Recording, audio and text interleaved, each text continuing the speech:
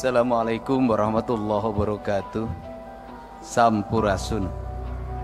Bapak dan Ibu saya hormati para tokoh dari berbagai daerah di seluruh Indonesia yang tergabung dalam Asosiasi DPRD Provinsi seluruh Indonesia, dan yang hadir di sini adalah para ketuanya. Saya mengucapkan selamat datang di Provinsi Jawa Barat. Penduduknya lebih dari 50 juta. Alokasi pembiayaannya hanya 29 triliun. Itulah Indonesia. Tepuk tangan ya. Pak Ketua yang saya hormati, segenap seluruh tamu undangan, saya tidak bisa menyebutkan satu persatu. Yang pertama saya mohon maaf, ada kebahagiaan hari ini bagi warga Jabar karena Persib jadi juara. Jadi Persib juara, Jawa Barat istimewa. Sehingga ada euforia yang dilakukan oleh anak-anak, sehingga pada hari ini suaranya masuk ke ruangan ini biasanya hening. Yang kedua, Pak Wakil Dirjen Otonomi Daerah, ini kali pertama saya pidato di Gedung Sate, Pak. Karena sudah hampir 3 bulan saya belum pernah ngantor ke kantor ini. Kantor saya di tempat sampah, kantor saya di pinggir sungai, kantor saya di tepi danau, kantor saya di seluruh wilayah Jawa Barat ini. Yang ngantor di sini banyak menikmati Gedung Sate dengan para pegawainya yang cantik-cantik, banyakkan sekda dan wakil gubernur. Apa sih sebenarnya yang menjadi pembicaraan kita? Itu lagu saya ciptakan tahun 2012 ketika saya berkunjung ke Papua. Saya menulis lagu judulnya Surga di Tanah Papua. Karena saya melihat Papua itu seperti surga, bahkan surga yang diciptakan, dihadirkan buat Indonesia. Kandungan kekayaannya luar biasa, tetapi barangkali kependudukannya, kesejahteraannya yang harus terus ditingkatkan. Apa sih yang menjadi model kita? Model kita ini adalah model pengembangan otonomi daerah yang terus mengalami perubahan dan tarik ulur. Otonomi daerah pernah sampai puncaknya, kemudian menurun, dan menurun. Esensi dari rakyat terhadap kita, ekspektasinya cuma satu. Apapun judulnya, apakah sentralisasi, apakah mau desentralisasi, apakah mau otonomi, mereka cuma nuntut satu, mereka hidup sejahtera. Kesejahteraan publik itu menurut saya ukurannya cuma 3. 1, kesehatannya dijamin. 2, pendidikannya dijamin. 3, perluasan lapangan kerja. Jadi kalau masyarakat sudah kesehatannya jamin, pendidikannya jamin, perumahan pemukimannya dijamin, rakyat ini sudah sejahtera. Apa sih yang membuat rakyat kita menjadi miskin? 1, menurunnya derajat kesehatan berdampak pada semakin meningkatnya angka kemiskinan.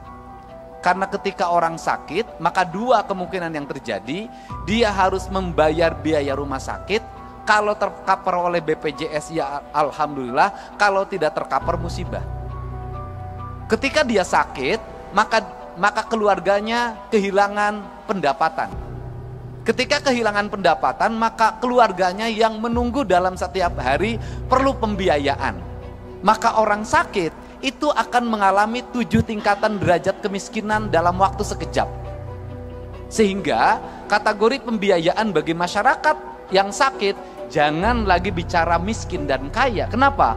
Kita anggota DPR, kita pejabat, kena sakit, kita akan jatuh miskin. Untuk itu negara harus hadir dalam memberikan jaminan layanan kesehatan bagi seluruh warga.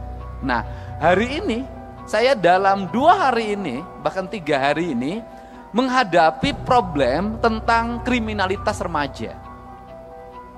Kriminalitas remaja itu berdampak pada perkelahian yang direkam di media sosial, sistem pengelolaan kriminalitas tawuran yang dikelola oleh gangster, melahirkan kaderisasi, dan yang menjadi target yang harus berkelahi di bawah umur 18 tahun agar bebas dari jeratan hukum. Sudah berkembang di media sosial secara sistemik, dan perkelahian itu diraih dari pengaruh media sosial yang membentuk karakter pikirannya. Apa sih sebenarnya yang terjadi?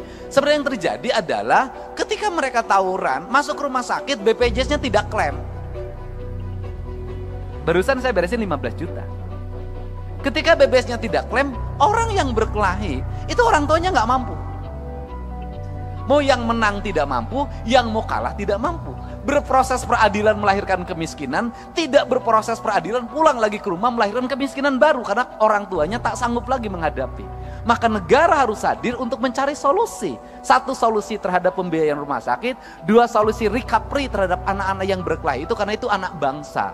Inilah negara harus punya pikiran out of the box. Tidak bisa hanya berbicara proses hukum kembali ke orang tuanya udah gak sanggup. Ini Jawa Barat. Nah, untuk itu apa sih yang terjadi para anggota DPR yang saya ini mantan ketua Komisi E DPRD Kabupaten Purwakarta. Saya pernah menjadi pimpinan Komisi 4 DPR RI. Nasib paling tidak enak itu jadi anggota DPRD. Kenapa nasibnya tidak enak? Kritis diomongin, nggak kritis diomongin. Kalau DPRD ngomong terus, diomongin, kata rakyat, kerjanya ngomong terus, kita tidak butuh ngomong. Pada tugas DPRD ngomong. Nggak ngomong diomongin juga, dapat duit tuh. Nggak ngomong-ngomong, pokirnya udah dibagi, nggak ngomong lagi. Ini problem, Pak. Nah, seluruh problem itu bisa ditempuh dengan apa sih? Dengan keterbukaan. Keterbukaan itu apa? Kita harus mulai berani menceritakan apa adanya tentang diri kita, tentang isi anggaran kita, tentang kebijakan fiskal pusat dan daerah, tentang kebijakan fiskal kabupaten, provinsi terhadap kabupaten kota terhadap desa. Sampaikan secara terbuka dan apa adanya, termasuk apa yang dialami problem anggota DPRD. Apa sih problem anggota DPRD? Saya ini anggota DPRD, pernah ngalamin. Begitu jadi pinjem bank,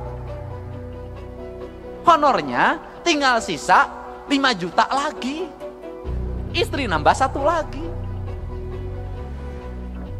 Konstituen tiap hari dibanding pejabat eselon 2 di provinsi, dibanding sekda, yang datang ke rumahnya banyakan anggota DPRD. Gitu loh. Sekda dapat tunjangan 70 juta, nggak ada yang minta. Eselon 2 dapat tunjangan 50 juta, nggak ada yang minta. Anggota DPRD tunjangannya sudah habis dijaminkan ke Bank BJB, tinggal 5 juta, yang mintanya tiap hari. Harus kondangan, yang meninggal harus dilayat. Tiap hari, pergi ke kantor kaca harus dibuka. Kalau kaca ditutup, kelihatan tuh, sombong dia. Itu. Sedangkan fiskal terbatas. Nyari lagi lewat perjalanan dinas sekarang makin kecil. Kalau pergi perjalanan dinas, siapa yang paling banyak yang ngikutin? Yang berangkatnya 1, SPY-nya 10. Sehingga APBD-nya menjadi terserap untuk perjalanan dinas. Padahal nyerapnya anggota DPRD sedikit, kebanyakan sekretariat dewan. Kan saya tahu yang begitu-begitu. Yang dituduh siapa? DPRD lagi. Nah, apa sih yang mesti dilakukan oleh kita? Ya, kita mulai ngomong terbuka pada rakyat. Terbukanya apa? Ini loh proporsi kita. Ini loh biaya politik yang kita lakukan. Kemudian apa sih yang kita harapkan? Saya dari dulu itu menyampaikan, saya ketika jadi bupati berkirim surat pada presiden. Berkirim suratnya adalah, saya bilang begini, kalau pemerintahan ingin efektif, kalau perda ingin cepat pembahasannya, kalau aspirasi publik setiap hari bisa diterima oleh anggota DPRD, saya berulang-ulang menyampaikan bahwa peningkatan kesejahteraan anggota DPRD, honorariumnya harus dilakukan lewat rapat-rapat DPRD. Kalau rapat komisi ada honornya, kalau rapat paripurna ada honornya, kalau rapat gabungan komisi ada honornya, kalau rapat badan anggaran ada honornya, kalau rapat badan musyawarah ada honornya, anggota DPRD nggak akan pergi kemana-mana, pasti ngumpul di kantornya. Seluruh kegiatan OPD, organisasi perangkat daerah akan cepat dan anggota DPRD akan kritis. Kenapa? Dia akan kontrol alokasi anggaran pemerintah, dia akan kontrol pekerjaan, dia akan baca buku anggaran, dia akan baca realisasi anggaran dengan detail. Kenapa? Dengan membaca itu honorariumnya ada. Tapi kalau didapatnya pergi keluar, maka dia akan banyak keluar. Selama jadi anggota DPRD 5 tahun, masuk kantornya terhitung 20 hari. Bahkan ada saya ketika menjadi anggota Komisi 4, nggak pernah sekalipun orang itu masuk, tapi honor terima. Dan kemudian bikin aturan juga dong. Yang rajin yang mendapat honorarium, yang nggak masuk nggak dapat. Bener, ini akan terjadi kinerja. Tapi kalau model pendekatannya keuangannya begini, sampai kapanpun kinerja tidak akan pernah optimal. Dan kita harus bicara ada apa adanya dan terbuka. Kenapa? Ya karena juga memang anggota DPRD malu juga terhadap berbagai hal. Tapi gimana rasa malu dikalahkan oleh rasa butuh? Kan ini yang harus terjadi. Nah, untuk itu mari kita bersama-sama untuk mengupayakan ini. Saya sebagai gubernur, Pak Sekda, bikinkan surat hari Senin. Saya akan berkirim surat lagi buat Pak Prabowo, buat Pak Presiden kita. Saya akan ceritakan ini. Untuk apa? Mendorong kinerja DPRD. Kinerja aparat kami akan terevaluasi dengan baik. Karena anggota DPRD-nya ada di kantor dalam setiap hari. Saya ngalamin dulu sebagai anggota badan anggaran. Sering bertengkar sama badan musyawarah. Bertengkarnya apa? Banyak-banyakin rapat. Kalau badan anggaran sebulan 12, badan musyawarah suka bikin 23. Saya bilang kenapa kamu 23? Kalau badan anggaran kan 11 juga ada duitnya. Ngomongnya anggaran, badan musyawarah jadwal doang. Kan begitu. Padahal belum tentu juga zaman sekarang. Kan kita kan kalau DPR diomongin pasti duit Pak. Pasti pendapatan. Kenapa? Kadurungku kabutuh. Beda dengan Pak Sekda. Kenapa? Aman. Birokrat itu kan dapat duit masuk ke rekening semua. ATM-nya dipegang istrinya. Iya kan? Nah, kalau anggota DPRD tiap bulan tinggal setruknya. Kan saya tahu. Gitu loh. Makin ke sini, makin mepet, makin kecil. Nah, beda dengan DPR RI. Udah Bu, kalau DPR RI pernah ngalamin. Apalagi sekarang Bu, makin naik lagi. Padahal modal jadi anggota DPRD provinsi dan DPR RI itu sama. Saya tentu tahu yang gini-gini. Kan kita pengalaman Pak. Kan saya cuma nasibnya lebih bagus aja daripada bapak-bapak. Mudah-mudahan ke depan bapak juga nasibnya bisa jadi gubernur lah di daerah masing-masing. Tapi jangan di Jawa Barat. Berat lawan saya. Nah ini. Nah untuk itu maka kita ingin harapan kita ke depan adalah ingin membangun keadilan fiskal. Keadilan fiskal itu di pemikiran kan kita boleh dong punya pemikiran. Saya bilang Gubernur Kaltim penduduknya berapa? 4 juta. Berarti kalau 4 juta saya rata-rata satu rumahnya 4 saya bilang. Berarti rumahnya kan cuma 1 juta. Iya. Loh kalau penduduk Kaltim 1 juta, rumahnya cuma 1 juta, kan sebenarnya bagi Kaltim ngasih 5 juta per rumah bisa.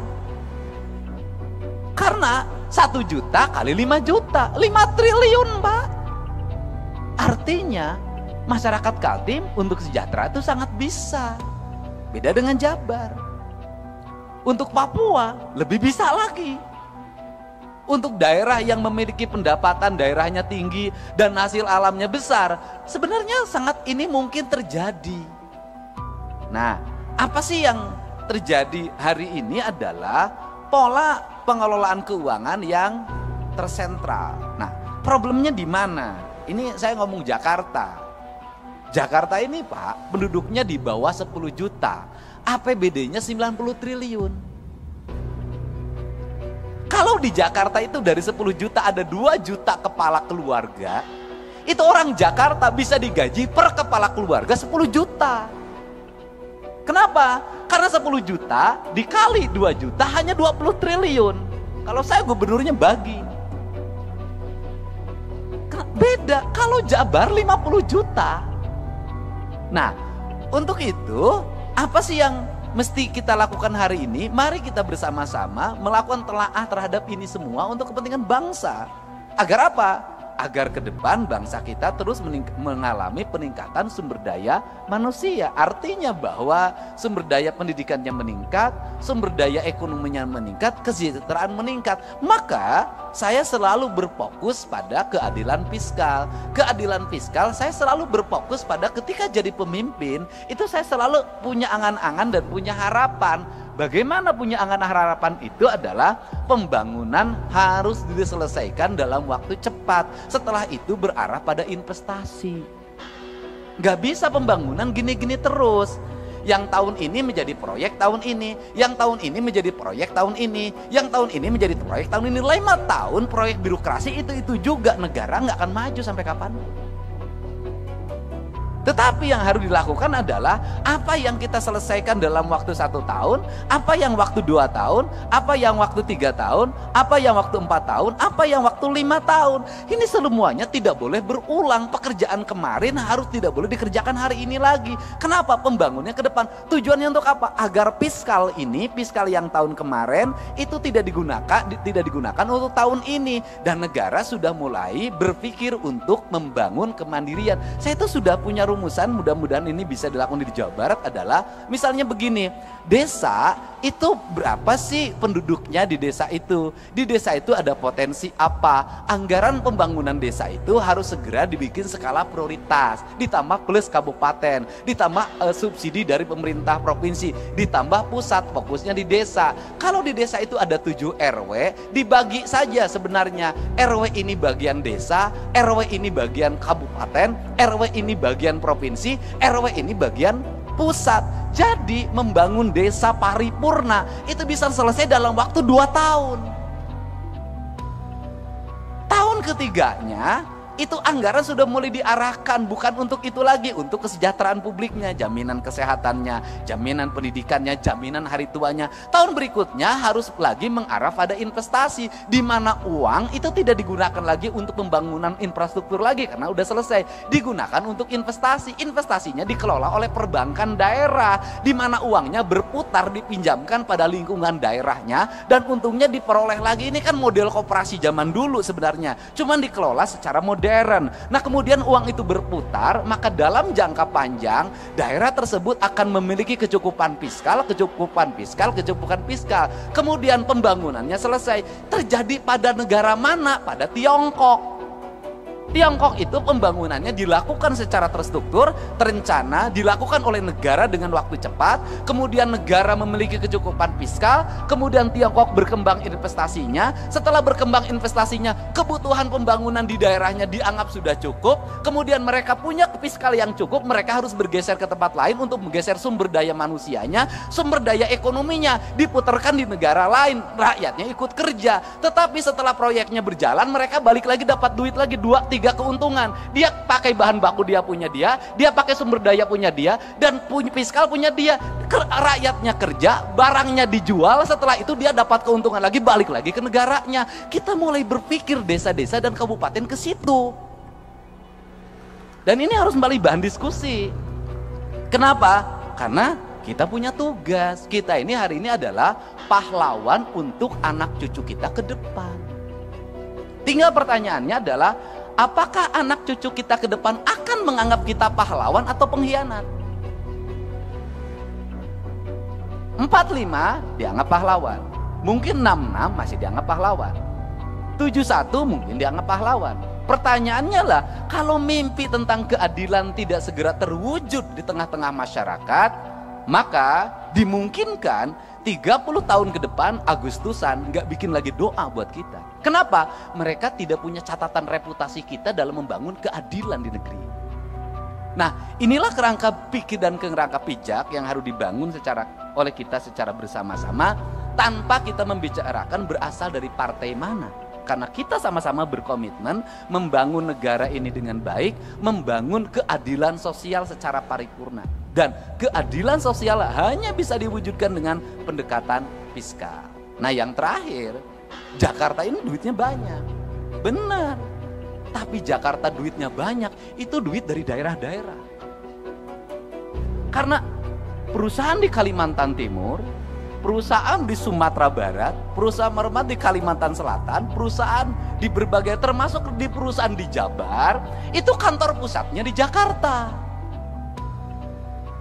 Bayar PPh-nya itu, NPWP-nya Jakarta. Sehingga dapat bagi hasilnya Jakarta lebih gede, Pak. Sebenarnya yang kebagian baunya kami, Pak.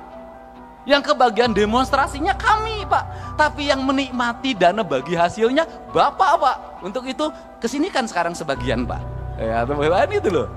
Itu yang di Jawa Barat, yang di tempat lain juga sama. Ini yang harus kita bicarakan bersama, Pak.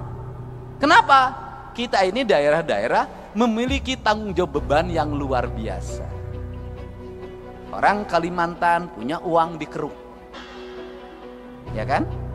Kemudian orang Jawa Barat punya uang bagaimana? Ada debu, ada asap, ada limbah, ada jumlah manusia yang banyak dari mana-mana ke sini.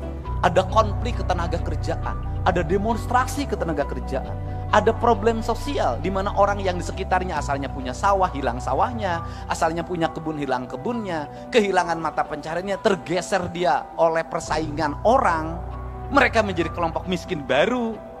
Nah, kemudian infrastrukturnya buruk, sanitasi lingkungannya buruk, pendidikannya sekolah-sekolahnya buruk.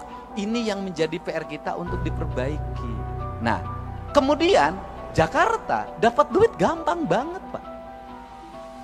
Hotel berbintang. Tidak usah nagih kayak pajak galian C, Pak. Dikejar-kejar, dibohongin sebagian. Gitu loh, Pak.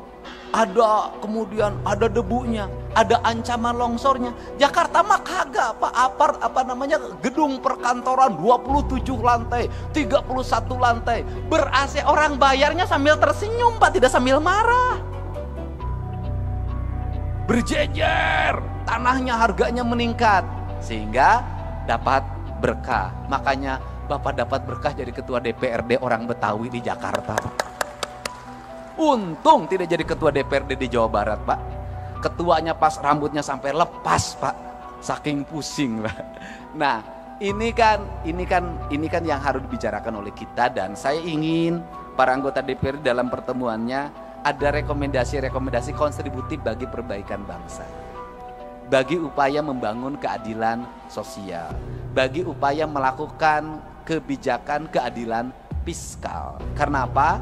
Karena negeri ini hanya bisa dibangun dengan fiskal yang baik, fiskal yang sehat, fiskal yang terencana, fiskal yang terarah, dan fiskal yang tidak lari ke luar negeri. Fiskalnya harus berputar di sini. Untuk itu saya mengucapkan terima kasih. Semoga kalau tadi Pak Ketua DPRD Jawa Barat sudah dinobatkan sebagai ketua terpilih, saya ucapkan selamat, Pak. Ya kan? Karena yang menyampaikannya ketua DPRD DKI yang ketua hari ini. Dan saya baru, Pak, sepanjang sejarah berdemokrasi, Pak, ada ketua asosiasi, partainya beda, daerahnya beda, menyerahkan tampuk kekuasaan pada Bapak. Pada tempat tadi yang partainya berbeda. Kenapa itu diberikan? Karena memang nggak ada honornya, Pak. Ya, Pak, ya, duitnya kan harus nyari sendiri, Pak. Tapi selain itu adalah bentuk penghormatan dan penghargaan, gitu loh. Penghormatan dan penghargaan jauh lebih tinggi dibanding honor. Untuk itu kan jadi ketua DPR itu mencari kehormatan dan mencari penghargaan, bukan mencari honor. Makanya honornya nggak usah gede-gede. Bohong, kita harus lebih tinggi lagi. Saya ucapkan terima kasih para wakil ketua DPRD Provinsi Jawa Barat. Mudah-mudahan pertemuan ini pertemuan yang berkah, pertemuan yang membawa kebaikan, dan pertemuan yang bisa melahirkan rasa adil bagi kepentingan masyarakat Indonesia. Dan kita berharap dengan kepemimpinan Pak Prabowo Subianto, kita akan bisa terus meningkatkan kinerja pembangunan, mendorong pertumbuhan, menyiapkan investasi, menjaga investasi dengan baik, menumbuhkan tenaga kerja, menjaga kesehatan rakyat, meningkatkan kualitas pendidikan, kualitas lingkungan hidup, dan layanan birokrasi yang berdaya guna, berhasil guna, memiliki aspek output, outcome, dan benefit yang pada akhirnya tercipta keadilan bagi seluruh rakyat Indonesia dalam bingkai Negara Kesatuan Republik Indonesia. Saya ucapkan terima kasih, dan terakhir, ini bahan renungan kita, Pak. Ini saya selalu ngomong berulang-ulang. Gedung ini namanya gedung sate, Pak. Satenya itu ada 6, Pak. Kata sekda saya, 6 itu melambangkan bahwa dulu PUC itu membangun dengan 6 juta golden. Dan saya itu sampai hari ini tetap merasa malu Pak, sebagai birokrat, sebagai politisi. Makanya saya punya ambisi untuk mewujudkan itu. Kenapa? Belanda Pak, membangun infrastruktur di mana-mana dengan 1, pelabuhan, 2, lapangan terbang Pak, markas pertahanan angkatan udara, gedung-gedung di mana-mana, kemudian jaringan irigasi, jaringan kereta api, jaringan listrik, telekomunikasi. Mereka cuma ngandelin jualan teh di Jawa Barat, jualan kina, jualan karet, jualan teh, jualan kina, jualan karet, bisa bikin gedung sate, bisa bikin gedung pakuan, gedung Bank Indonesia, stasiun kereta api, husen, pangkalan udara, pelabuhan, jaringan laut, jaringan darat. Kita ini sudah segala dijual, sudah bikin apa? Nah ini kenapa saya sangat ketat sama fiskal, itu. Kita ini sudah segala dijual, kita ini sudah bikin apa? Ini renungan kemerdekaan kita. Belanda yang katanya penjajah hanya ngelola kebun teh, kebun karet kalau di Jawa Barat, sama kebun kina, bisa bikin bangunan di Jawa Barat seperti ini. Kita sudah bikin berapa pangkalan udara, kita sudah bikin berapa pelabuhan, berapa stasiun kereta api, berapa rel kereta api baru. Yang ada pun rel kereta apinya sekarang hilang dengan papan-papan dan besi-besinya. Nah, mudah-mudahan ini bahan evaluasi kita. Kita sudah, kata orang Sunda, kita sudah tunggul di larung, catang di rumpak. Sudah segala diangkat, pasir diangkat, batu diangkat, laut udah segala rupa. Kok kita nggak kaya-kaya? Kenapa sih? Berarti ada perencanaan belanja yang salah, ada belanja yang salah. Untuk itu, mari kita perbaiki cara belanja kita dan cara mengelola keuangan kita dengan prinsip 2, kata orang Sunda, saeutik kudu mahi, loba kudu nyesa. Apa artinya? Sedikit harus cukup, kemudian banyak harus tersisa. Dan di Jawa Barat itu lengkap. Di Jawa Barat itu ada daerah yang paling makmur, namanya Cimahi. Mahi itu artinya cukup. Ada daerah yang paling susah, namanya Cisaat. Saat itu artinya kering. Itu Jawa Barat, dan Jawa Barat itu kekuatannya di air. Jadi kalau orang Jawa Barat pengen makmur, maka perkuatlah pengelolaan air. Kalau airnya terjaga, bersih, terpelihara, Jawa Barat akan subur, makmur, gemah ripah, loh jinawi. Demikian saya ucapkan terima kasih, mohon maaf atas segala kekurangannya. Semoga pertemuan ini pertemuan yang membawa kebahagiaan ketika pulang ke rumahnya masing-masing. Semoga betah di Bandung, bisa makan di Bandung, tidur nyenyak di Bandung, tapi tidak boleh tidurnya ditemani oleh orang Bandung.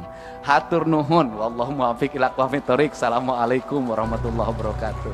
Waalaikumsalam warahmatullahi wabarakatuh. Baik.